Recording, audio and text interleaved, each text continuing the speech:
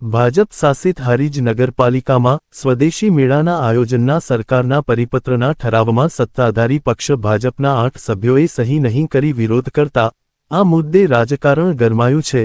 દેશના વડાપ્રધાન નરેન્દ્ર મોદી દ્વારા વોકલ ફોર લોકલને પ્રાધાન્ય આપવામાં આવ્યું છે, જે અંતર્ગત સ્વદેશી વસ્તુઓનું ઉત્પાદન કરનારા વેપારીઓને પ્રોત્સાહન મળી રહે અને તેઓ પગભર થાય તે માટે સરકાર દ્વારા રાજ્યની દરેક નગરપાલિકાઓમાં આવા વેપારીઓ એક જ સ્થળે સારી રીતે વ્યવસાય કરી શકે તે માટેના સ્વદેશી મેળાઓનું આયોજન કરવામાં આવે છે।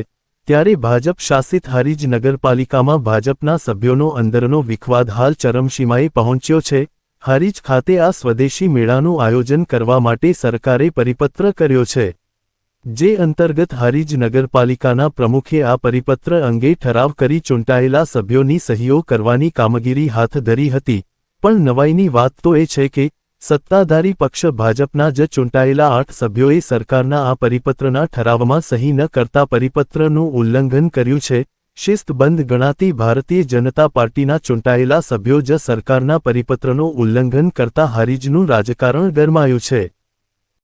લોકો વિદેશી છોડીને સ્વદેશી ચીજવસ્તુઓ અપનાવે તે માટે સરકાર દ્વારા લોકલ ફોર વોકલ અભિયાન ચલાવવામાં આવી રહ્યું છે, જેના ભાગરૂપે દરેક નગરપાલિકામાં સરકારનો પરિપત્ર આપવામાં આવે છે અને પરિપત્ર અંગે ઠરાવ પસાર કરવા માટે નગરપાલિકાના દરેક સભ્યો તેમજ પ્રમુખ ઉપપ્રમુખની સહી કરીને વિસ્તારમાં સ્વદેશી મેળો કરવાનો હોય છે। પરંતુ હારીજ નગરપાલિકાના ભાજપના જ 8 જેટલા સભ્યોના પરિપત્રનો વિરોધ કરીને ઠરાવમાં સહી નહીં કરવાની ના પાડીને સરકારના સારા કામો માટેના વિચારધારાના વિરોધમાં ગયા છે।